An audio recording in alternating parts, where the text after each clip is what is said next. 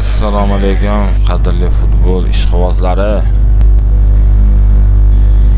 Mana jahon chempionati Kanada maydonlarida ham boshlandi. Kanada milliy terma jamoasi Bosniya va Gersegovina milliy terma jamoasini qabul qildi.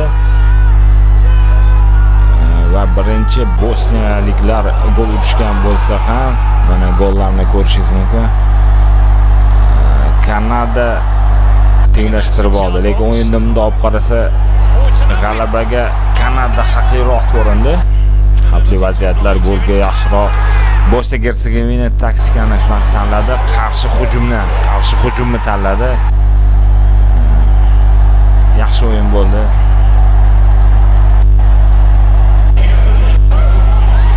Bosniya ham shu o'yinga yaxshi tayyorgarlik ko'rgani bilindi, lekin Kanada ancha kuchli ekanligi va hujumkor taktikani tanlagani bilinib turdi, lekin himoyada ham gol o'tkazib yuborishdi. Bo'lmasa o'zi g'alabaga haqliroq edi Kanada.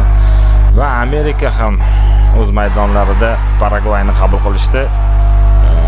Ular oldin ham uchrashgan, 2-1 hisobida ko'rib o'tganimda videosini 2-1 hisobida o'zi Kanada yutgan edi. Bu jahon chempionati uchrashuvida bo'lsa 4-1 hisobi qayd etildi. 4 gol yo'llashdi paragvayliklar. Ko'rishingiz mumkin maydonni bir imkon darajasida turli xil joylardan video lavhalar.